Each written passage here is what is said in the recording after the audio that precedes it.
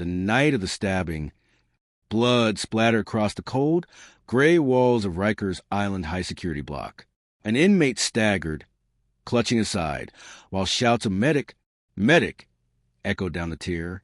Guards rushed in, but not before another prisoner yelled, "That's what happens when you talk." For a moment, the whole block froze. Inmates pressed their faces against the bars, some laughing, some silent, others banging their fists against the doors in rhythm like a drumbeat of chaos. The smell of metal, blood mixed with rust, hung heavy in the air. This wasn't just a fight. It was a message, a warning about what happens when you break the code of survival inside Rikers Island. But how did it get to this? And what secrets does Rikers Island really hide behind its locked doors? The first day inside. Rikers Island, the massive jail complex between Queens and the Bronx, greets new arrivals with a mix of fear and noise. The clang of gates, guards barking orders, and the heavy stares from hardened inmates all send one clear signal. You're in their world now. The low comes quickly. Stripped naked for searches, tossed a thin uniform, handed a paper-thin mattress. Then crammed into dorms with 30 to 40 men, all strangers, all sizing each other up. Disputes spark over little things. The TV remote, the top bunk, even a seat at the table. At first, it seems like typical arguments. But in Rikers, the smallest sparks can turn into explosions. That night, one inmate accused another of stealing respect. Suddenly, fists swung, metal food trays were raised like weapons, and a scream echoed through the dorm. The fluorescent lights flickered as bodies collided. When guards finally rushed in, blood was already dripping onto the floor. The code of silence. The injured man was dragged to medical, but everyone knew the truth. If he opened his mouth about who attacked him, he wouldn't survive long. The code of silence ruled Rikers more than the guards ever could. In the days that followed, tension stalked the halls. The young inmate watched as others whispered behind his back. Some shoved him in the food line. Others stole his blanket. He stayed quiet, because talking too much was dangerous. For a moment, the block seemed calmer. But calm in Rikers never lasts. During the rush to dinner, the hallways swelled with bodies. Trays clattered, guards barked orders. Suddenly, in the crush of the crowd, the young inmate felt a slice across his arm. A shank had struck him, quick and precise. He gasped, gripping the wound, while his attacker vanished back into the crowd. The hallway exploded in chaos. Laughter, shouts, banging fists on steel. Guards swung batons wildly, but the real message was already sent. Stay silent or pay in blood. Gangs in control. Every corner of Rikers belongs to someone. Bloods, Crips, Latin Kings, Trinitarios. The gangs decide who eats, who sleeps where, and who gets protection. The low came during the morning routine. Inmates lined up for head count, silent and still. The young inmate tried to blend in, keeping his head down. But blending in doesn't always save you here. One of the gang leaders noticed him, weak, quiet, alone. By afternoon, word spread fast. He'd have to choose a side, or he wouldn't last. That night, in the day room, 2 gang members cornered him. "You with us or against us?" one asked, his voice low but deadly. Before he could answer, the room went dark. The lights cut out, an all-too-common blackout inside Rikers. In the pitch black, fists and boots rained down on someone. Screams filled the air. Nobody knew who was being attacked until the lights snapped back on. Blood poured from a man's face on the floor. And the young inmate realized it could have been him. The guard's game? It's not just inmates playing power games at Rikers. Guards hold secrets, too. On a low morning, things seem normal. Correctional officers chatting, inmates sweeping floors, a rare moment of quiet. But in Rikers, even the silence feels suspicious. By noon, whispers spread. A guard had smuggled in something. Maybe cigarettes, maybe drugs, maybe a phone. The truth? Officers often traded favors for cash or loyalty. And sometimes they looked the other way when violence erupted. That afternoon, during recreation, a guard deliberately turned his back as 2 gangs faced off. For a tense moment, nothing happened. Then suddenly, one inmate swung a lock hidden in a sock. Another lunged with a blade. The yard turned into a battlefield. Guards only intervened once blood hit the concrete, and the inmates watching from the sidelines learned the same lesson. In Rikers, even the people paid to protect you might feed the chaos instead. Night of terror. By now, the young inmate barely slept. Every creak of the bed frame, every shuffle in the dark made his heart pound. Nights in Rikers are when secrets come alive. The low started with uneasy whispers. Someone said a raid was coming. Others claimed rival gangs planned a midnight hit. The lights dimmed, leaving shadows dancing on the walls. And then it happened. Screams ripped through the dorm as masked inmates stormed in. Makeshift blades glinted in the faint light. They weren't looking for everyone. They were looking for one man. He tried to run, but the bunks trapped him. Fists and blades struck from all directions. The dorm roared with chaos, shouts, laughter, cries for help. Guards rushed in late, slamming batons against doors, spraying gas into the room. When the air cleared, blood stained the floor. The man was dragged out half-conscious, his body broken. And everyone else realized, in Rikers Island, survival isn't guaranteed. The hidden economy. By day, Rikers looks like a jail. But by night, it runs like a marketplace, except nothing here is legal. The low came with small trades. A pack of ramen noodles swapped for extra soap. A candy bar traded for a favor. It seemed harmless, almost like a survival game. But under the surface, this hidden economy was deadly serious. Phones, drugs, and even weapons slipped through in ways no one dared to speak about. Inmates with connections ran their own businesses, and debts piled up quickly. One evening, the young inmate witnessed a high. A man accused of owing 2 packs of cigarettes was cornered in the shower. At first, it sounded like a simple argument, but within seconds, fists smashed against tile, blood splattered on the floor, and the man's screams echoed through the block. When guards finally dragged him out, the lesson was clear. In Rikers, even something as small as a candy bar could cost you your life. Solitary. They called it the box, officially solitary confinement. But in reality, it was a punishment that drove men to the edge of madness. The low started when the young inmate was caught in the wrong place at the wrong time. A guard accused him of disobeying orders, and without much discussion, he was sent to the box. The cell was barely big enough to stretch your arms. A thin mattress on steel, a flickering light, and the sound of your own breathing bouncing back off the walls. Days blurred into nights. Meals came on a tray shoved through a slot. For a while, it was just silence. Then came the high. From the cell next door, a man screamed long, guttural cries that didn't stop. He banged on the walls until his fists left bloody smears. At night, whispers floated through the vents. Some claimed the man had lost his mind. Others said he saw shadows moving in the dark. By the time the guards dragged him out, his eyes were wide, his voice hoarse, and he was babbling words no one understood. And the young inmate realized the box wasn't just punishment. It was a slow death of the mind. Betrayal. After weeks of surviving fights, stabbings, and solitary, the young inmate thought he finally found safety. He had made a fragile alliance with a small crew. The low was almost peaceful. They shared food, cracked jokes, and even watched each other's backs. For once, it felt like he wasn't completely alone. But trust is rare in Rikers. And one night, it shattered. During a tense card game, accusations flew. Someone claimed he cheated. Voices rose, fists clenched. Then came the high. One of his own friends suddenly turned on him, lunging across the table with a sharpened toothbrush. The blade sliced close, missing his throat by inches. Chaos erupted. Cards flying, men scrambling, guards storming in with pepper spray. The betrayal cut deeper than the blade. In Rikers, alliances could vanish in seconds. The riot. Tension inside Rikers builds like a storm, and sometimes it explodes. The low began with whispers of a protest. Inmates were angry over food, over treatment, over guards turning a blind eye to violence. Small arguments spread like sparks. Then the high hit like lightning. One block erupted. Tables flipped, chairs smashed, inmates screaming, fists flying. Fires were set with scraps of paper. Smoke filled the air.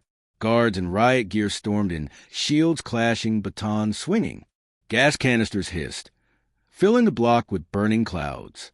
Coughs, screams, and the sound of steel doors slamming echoed through the chaos. By the time it ended, men were bloodied, coughing, and dragged out one by one. But the real secret was out in the open. Rikers wasn't controlled by guards or rules. It was controlled by chaos.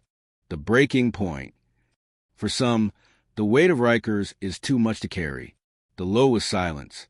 The young inmate returned to his dorm, exhausted from endless nights of violence and fear. Men lay on their bunks, staring at the ceiling. No words, no jokes, no noise, just heavy silence. And then the high came, sudden and shocking. An inmate across the room stood on his bunk, tied a sheet to the bars above, and stepped off. Gasps erupted. Some shouted for guards, others turned away. The scene froze in horror as the man's body swayed in the dim light. Guards rushed in, cutting him down, dragging him away. But the damage was done. Everyone who saw it knew, Rikers doesn't just break bodies. It breaks minds. The hospital trap. The young inmate's arm still throbbed from the earlier stabbing, and eventually he was sent to the prison clinic. The low seemed safe. White walls, nurses moving quickly, the hum of fluorescent lights. For a moment, it felt like a break from the chaos of the blocks. But in Rikers, nowhere is truly safe. The high came when two rival inmates spotted each other in the waiting area. Words turned into shouts. Shouts turned into blows. Metal 4-poles were ripped from the ground, used like spears. Guards scrambled as beds overturned and patients screamed. In the chaos, the young inmate realized something chilling. The hospital wasn't a place of healing. It was just another battlefield. Food wars. In Rikers, food is more than survival, it's power. The low came at mealtime. Trays of watery beans, overcooked rice, and stale bread slid across the counter. Some inmates refused to eat. Others hoarded scraps like treasure. But power shifts fast when stomachs are empty. One night, the high erupted in the chow hall. A gang used stolen milk cartons filled with hot liquid to scald rivals. Chairs flew. Trays cracked against skulls, and screams mixed with the crash of tables. Guards poured in, swinging batons, dragging men out one by one. From that night on, the young inmate never looked at a food tray the same way. In Rikers, even dinner could turn into a death match. The dirty cells. Sometimes the most dangerous thing in Rikers isn't the inmates, it's the place itself. The low is misery. Broken toilets overflowing. Mold crawling across walls. Rats skittering under bunks. The stench of sweat and sewage fill the air. But filth also hides violence. One night, the high struck. A clogged toilet sparked an argument. Two men shoved each other. Insults turned to fists, and in seconds a blade flashed in the dim light. Blood splashed into the filthy water. Guards dragged the wounded man away. But the smell of blood mixed with sewage stayed behind, haunting everyone left in the dorm. The escape whisper. Every inmate dreams of leaving, but some dare to try. The low came with whispers.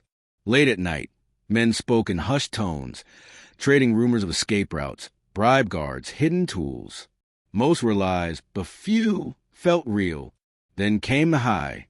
One morning, alarms blared. A prisoner had actually slipped past a gate during laundry duty. For a few minutes, hope rippled through the block. Someone made it. But by afternoon, guards dragged him back, bloodied, face swollen from a beating. The message was brutal and clear. There was no escape from Rikers Island. The deadly game. By now, the young inmate understood survival meant constant choices.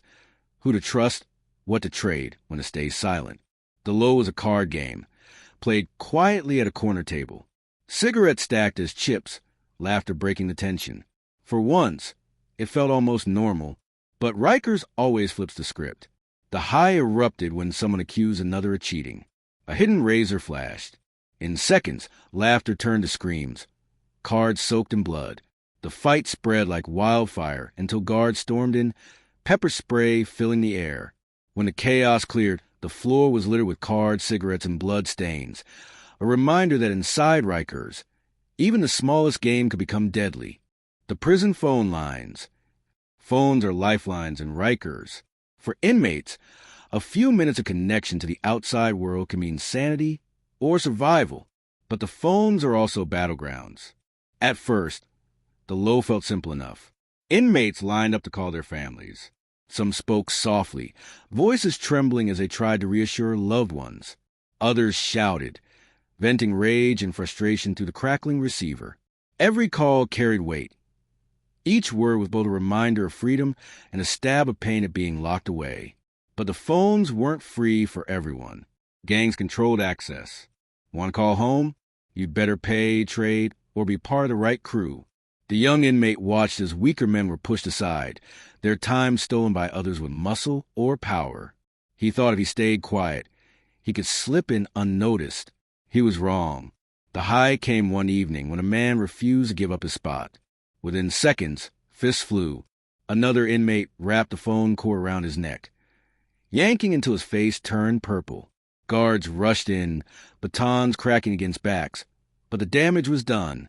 The young inmate realized phones weren't just about staying connected. They were weapons, tools of control, and sometimes instruments of death. Corruption in uniform. Outsiders often imagine correctional officers as the law inside Rikers, but the reality is far murkier. Some guards are just as dangerous as the inmates they watch. The low revealed itself in whispers.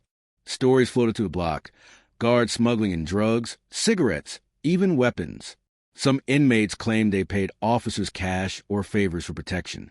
Others said guards deliberately started fights for entertainment, then placed bets on the winners. The young inmate didn't want to believe it until he saw it for himself. One afternoon, a guard casually dropped a folded package into the laundry bin. Within minutes, a gang leader scooped it up like it was gold. Nobody said a word, but everyone saw. Everyone knew. Then the high struck. That same night, two crews clashed over the smuggled goods. Blades flashed, fists swung, and the dorm erupted in chaos. Guards stormed in, masks on, gas spraying into the air. But as the young inmate choked on the fumes, he caught a glimpse of the same officer who dropped the package earlier, watching with a grin. It hit him hard. In Rikers, the lines between guard and gangster were blurred beyond recognition. The Burning Mattress. Sometimes violence isn't aimed at one person. It's aimed at the whole system. The low began with frustration. Meals were late, showers were cut short, and guards barked orders like drill sergeants. Tension simmered under the surface. Every inmate's patience stretched to its breaking point. Then one man snapped. The high exploded when an inmate tore his mattress open, stuffed it with scraps of paper, and lit it on fire. Flames roared. Smoke filled the dorm, and panic spread like wildfire. Inmates pounded on the doors, coughing, eyes burning. Some laughed through the chaos. Others screamed in fear. Guards flooded in with hoses and batons. Water sprayed, smoke thickened, and chaos reigned. By the time the fire was out, the floor was drenched, the walls blackened, and the young inmate had learned another truth. Sometimes survival in Rikers wasn't about avoiding enemies. Sometimes it was about surviving the system itself. The setup. At Rikers, betrayal doesn't always come with a warning. It comes with a smile. The low began with kindness. A fellow inmate shared food, offered advice, even stood by the young inmate during tense moments. For weeks, it felt like he'd finally found an ally. Trust grew. Maybe, just maybe, not everyone in Rikers was out to destroy him. But trust in Rikers is a weapon. The high came one night when guards stormed the dorm, dragging the young inmate out of bed. They claimed they'd found a shank under his mattress. He swore it wasn't his, but no one cared. His so-called friend smirked from the corner, watching silently as he was cuffed and hauled away. Thrown into segregation, the young inmate realized the truth. In Rikers, setups are common and loyalty is rare. The people you lean on can be the same ones who bury you. The Rooftop. Every now and then, the walls of Rikers tremble, not from violence inside, but from desperation to get out. The low started on a quiet morning. Inmates shuffled to their routines, guards barely paying attention. Then a whisper spread like wildfire. Someone had made it to the roof. The dorm pressed against the windows. straining for a glimpse, and then they saw him, an inmate, standing on the rooftop, arms spread wide like a man tasting freedom. Cheers erupted from the block. Fists pounded on glass. For a moment, hope surged. Maybe he'd actually escape. Then the high came. Guards swarmed the roof, shouting, weapons drawn. The man stood on the edge, staring down at the concrete below. With one last scream, he leapt. Gasps filled the dorm as his body hit the ground. The young inmate turned away, his stomach tight. Inside Rikers, escape wasn't about freedom. It was about choosing your own ending. The blood debt. In Rikers, every debt is dangerous. But a blood debt, that's a contract sealed with violence. The low began with whispers about a gambling game gone wrong. One inmate owed money, but he didn't pay. At first, it seemed like nothing. Days passed quietly, the man blending into the background. Maybe he thought they'd forget. But debts don't disappear in Rikers. They grow. The high came in the middle of the night. The dorm was silent, except for the snores of exhausted men. Suddenly, shadows moved between bunks. A group of inmates dragged the debtor out of bed. Pillows were pressed over his mouth to muffle screams. A blade flashed under the faint glow of the ceiling light. When it was over, the man lay bleeding, motionless, while his attackers calmly returned to their bunks. By morning, rumors spread like wildfire. Everyone understood the message. In Rikers, a debt unpaid will be collected in blood. The guards' revenge. Not every fight in Rikers is inmate against inmate.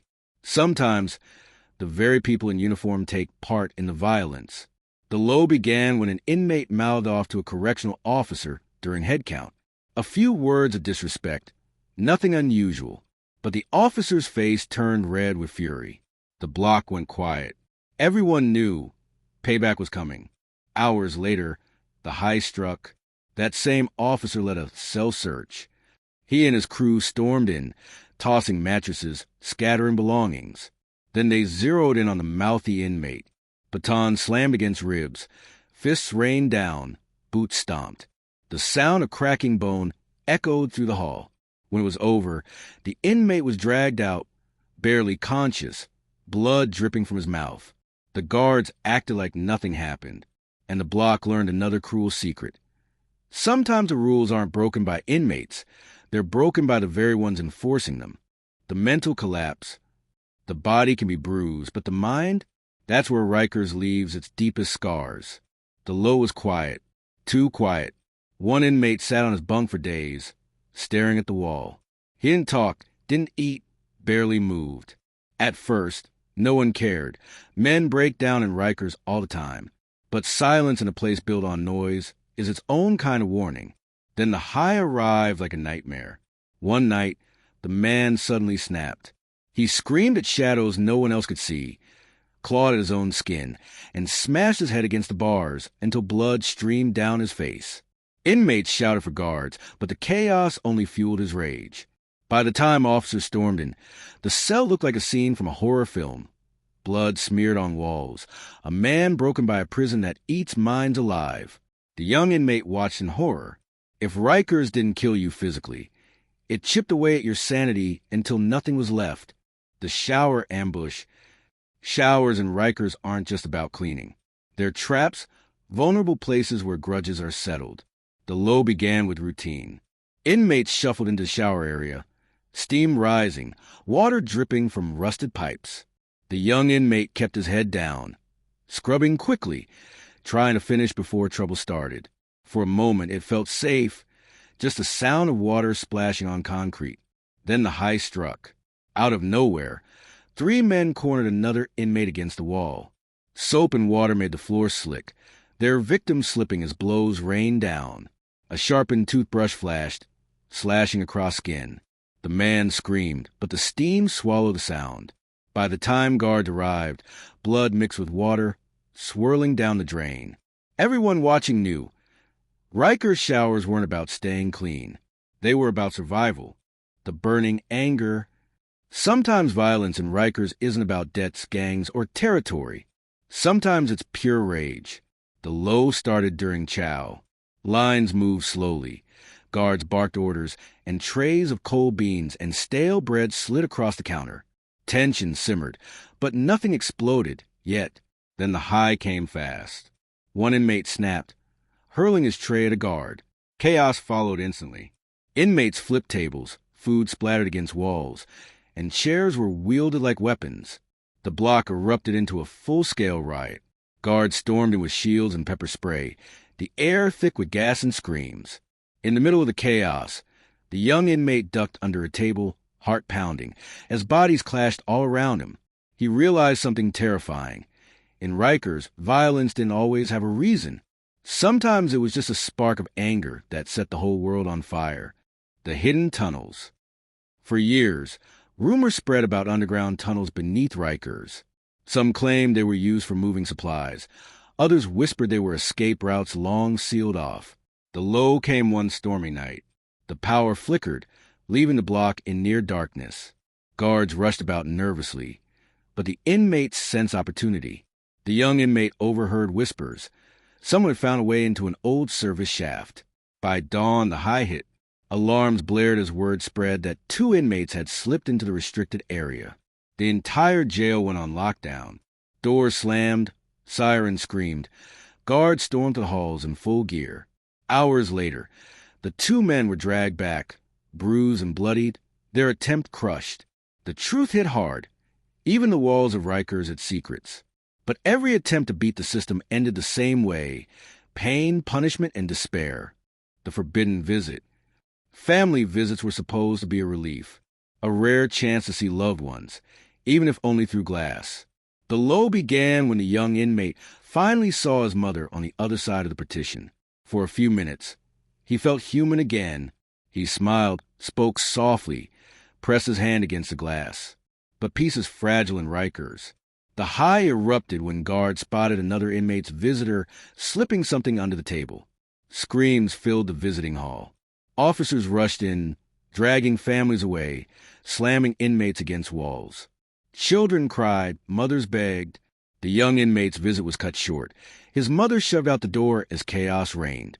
He was left staring at the empty glass, realizing Rikers didn't just cage the body, it caged every connection to the outside world. The storm inside. Sometimes the worst danger doesn't come from others. It comes from yourself. The low began with silence. The young inmate lay awake at night, replaying every stabbing, every scream, every betrayal. His chest tightened, his breath quickened. He felt trapped, not just by bars, but by his own mind. The high came when panic overwhelmed him. One night, he leapt from his bunk, shouting, convinced shadows were moving toward him. His fists swung wildly, hitting walls, hitting air. Guards stormed in, pinning him down, strapping him to a bed in the medical wing. As the restraints held him, he understood the final truth. Rikers doesn't just test your body. It tears at your mind until you either break or turn into something unrecognizable. The final secret. By now, the young inmate had seen it all. Blood debts, betrayal, riots, madness. But the deepest secret of Rikers wasn't in its violence. It was in its silence. The low revealed itself during a rare moment of calm. Inmates sat quietly, staring at walls, lost in thought. The noise, the chaos, the screams, they'd all become normal. Too normal. And that was the real horror. You get used to it. The smell of blood, the sound of fists, the sight of men breaking down, it becomes everyday life. The high struck in the final moment. A fight broke out just feet away. Another stabbing.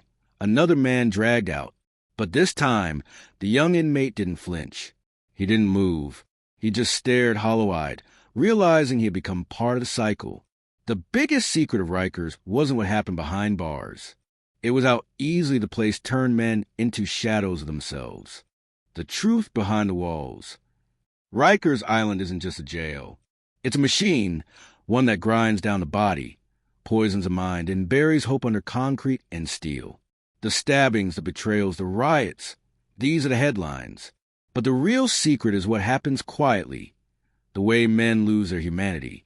The way survival becomes instinct. The way silence becomes safer than speaking truth. Behind those walls, the question isn't just will you survive? It's What kind of person will you be when you do? And that's the haunting truth of Rikers Island. What really happens behind bars never stays inside. It scars everyone who lives it, and everyone who dares to hear it.